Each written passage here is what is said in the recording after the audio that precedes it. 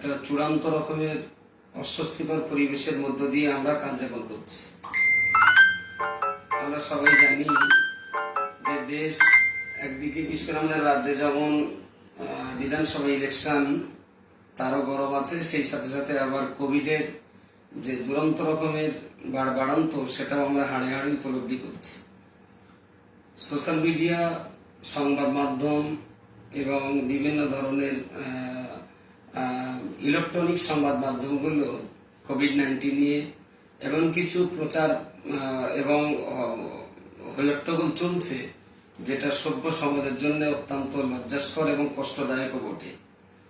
আমি গতকালকে একটা পোস্ট করেছিলাম ছোট্ট করে, তো এই পোস্টার কারণে আমার অনেক প্রিয়জন তারা বলেছে একটু লাইভে আসতে, যাতে মানুষের আর বেশি একটু উপকার হয়, সেই জন্য আজকে আমার লাইভে আসা। প্রথম কথা বলে রাখি, কোভিড-19 বা করোনা আমরা যাই বলি না কেন, এটা একটা রোগ এবং এই রোগ একদিন আমার মনে হয় ডায়রিয়া, কলেরা বা ডেঙ্গু যেমন আমাদের কাছে একটা স্বাভাবিক রোগে পরিণত হয়েছে, কোভিড-19 একদিন আমাদের কাছে স্বাভাবিক একটা রোগে পরিণত হবে। কোভিডের প্রথম ঢেউ যখন এসেছিল তখন আমরা দেখেছিলাম গ্রামে একজনের কোভিড হলে গোটা গ্রাম বাঁশ দিয়ে ঘিরে দেওয়া হতো, তাদের বাড়িতে কাউকে যেতে দেওয়া হতো না এবং তাদের বাড়ি কেউ গ্রামের অন্য কোথাও যেতেও পারত না। একটা কঠিন চাপের মুখে তাদের রাখা হতো। আমরা দ্বিতীয় ঢেউ এসে দেখছি সেই চাপাচকটা অনেকটা কম, তবে দুঃখজনক হলো মানুষ ব্যাপকভাবে আক্রান্ত হচ্ছেন, মৃত্যুর সংখ্যা বাড়ছে। কিন্তু যখনই আমার কোনো বন্ধু, কোনো প্রিয়জন কোভিডে রিপোর্টে পজিটিভ আসছে, তখন তিনি সোশ্যাল মিডিয়াতে পোস্ট করছেন যে আমার পজিটিভ, আমি এই অবস্থায় আছি, ইত্যাদি ইত্যাদি।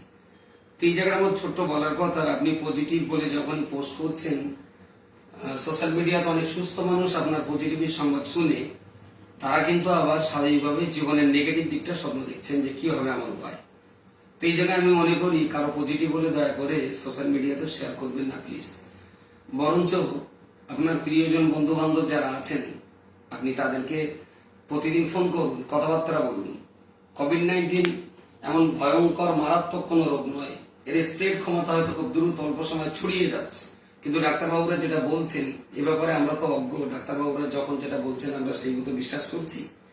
তো সেই দিক দিয়ে লক্ষ্য করে কোভিড-19 মারাত্মক ভয়ঙ্কর কোনো ব্যাধি বা রোগ নয়। তো সেই জন্য আপনার রোগ হয়েছে মানে এই নয় যে আপনি মরে যাবেন। আপনি এই রোগের পজিটিভ সংবাদটা যখন, রোগের নেগেটিভ সংবাদটা, তার মানে কোভিড পজিটিভ যে আপনি পোস্ট করছেন, সঙ্গে সঙ্গে দেখা যাচ্ছে বহু মানুষ তারা কিন্তু মানসিকভাবে ভেঙে পড়ছেন এই জায়গাটায়।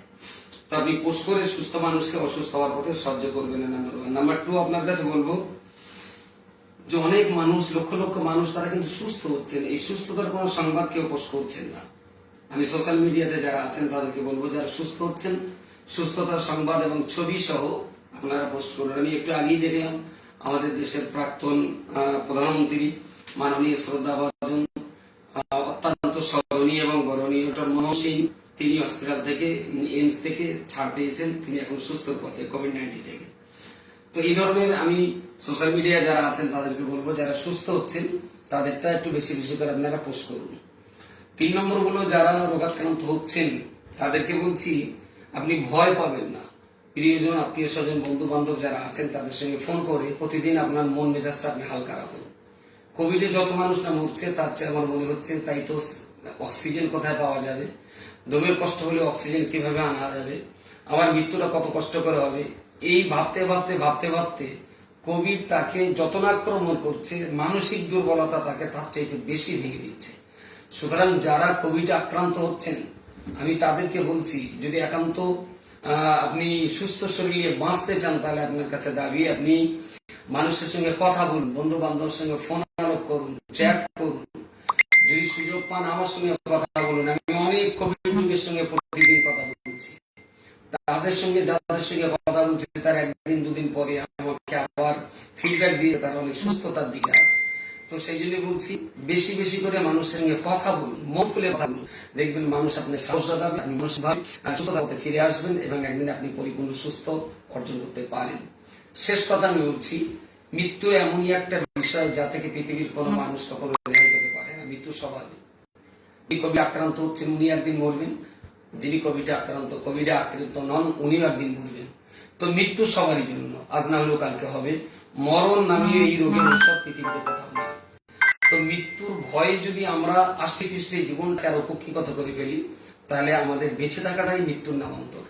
সুতরাং মৃত্যুকে ভয় পাওয়ার চেয়ে মৃত্যুকে কিভাবে জয় করে শান্তির সঙ্গে, আরামের সঙ্গে, ইজ্জতের সঙ্গে আমরা মরবো, তার জন্য একটু লড়াই সংগ্রামের পথটা বেছে নেওয়া ভালো। ডাক্তার, কবিরাজ আমাদের যে স্বাস্থ্যবিধি দিচ্ছেন সেই স্বাস্থ্যবিধি মেনে চলুন। মাস্ক, স্যানিটাইজার, সাবান, এগুলো তো পরিষ্কার পরিচ্ছন্নতা। যত বেশি পরিষ্কার পরিচ্ছন্নতা অর্জন করে থাকতে পারেন ততই ভালো। ডাক্তারের স্বাস্থ্যবিধি মেনে চলুন। স্বাস্থ্য এবং স্বস্তির সঙ্গে আপনি বেঁচে থাকুন। এবং সেই সাথে সাথে শেষ কথা আপনাদেরকে বলবো, যারা আক্রান্ত হয়েছেন বা যারা হননি, আসলে আমরা তো এখন ব্র্যান্ডেড কোম্পানির উপরে বেশি বেশি বিশ্বাস করে ফেলেছি। দীর্ঘদিন ধরে অনেক মানুষের কাছে শুনেছি, অনেক প্রবীণ ডাক্তারদের কাছেও শুনেছি, সেই সময়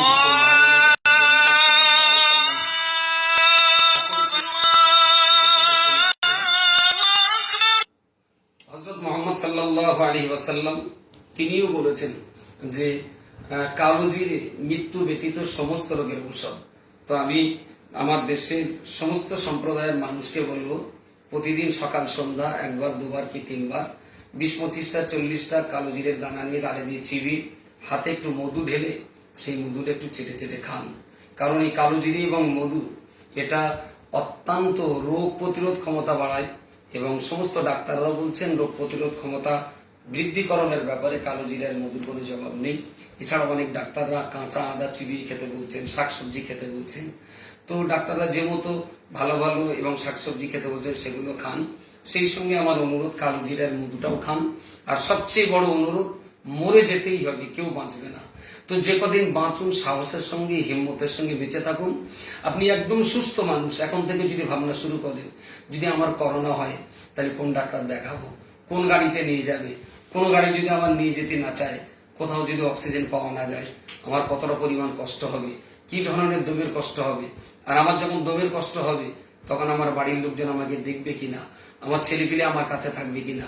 আমি হলফ করে বলতে পারি, আপনি সুস্থ দেহ নিয়ে এই আমার কথাগুলো যদি একটু 10 মিনিট বেশি বেশি পরিমাণ ভাবতে থাকুন, 11 মিনিটের মাথায় আপনার নিজেরই দমের কষ্ট শুরু হয়ে যাবে। আপনি ভাববেন মেডিকেল টেস্ট করার আগেই আপনি কিন্তু কোভিড পজিটিভ সার্টিফিকেট আপনার মন আপনাকে দিয়ে দেবে। দয়া করে মেহেরবানি করে এইগুলো নিয়ে অতিরিক্ত মাত্রায় কেউ ভাবনা ভাবতে যাবেন না। যতদিন বাঁচুন হাসি খুশি হিম্মতের সঙ্গে বাঁচুন। পৃথিবীতে আপনি একা নন, আপনার পাশে বহু ডাক্তার রয়েছেন, আপনার পাশে লক্ষ লক্ষ হসপিটাল কর্মী রয়েছেন, আপনার পাশে গ্যাস সিলিন্ডার, অক্সিজেন সিলিন্ডার রয়েছে, আপনার পাশে অনেক স্বেচ্ছাসেবী সংগঠন মানুষ রয়েছেন। পৃথিবী নামক এই গ্রহে আপনি শুধু একা নন, আপনার সঙ্গে আপনার কাজে সহযোগিতা করার জন্য লাখো কোটি মানুষ রয়েছেন।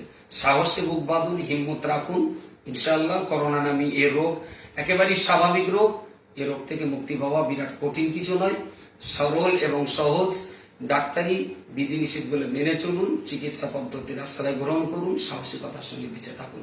আল্লাহ আমাদের দেশ, আমাদের জাতি, আমাদের বাংলাকে যত তাড়াতাড়ি করোনা মুক্ত করেন। আমরা করোনা মুক্ত রাজ্য, করোনা মুক্ত দেশের জন্য মহান স্রষ্টার কাছে দোয়া কামনা করছি।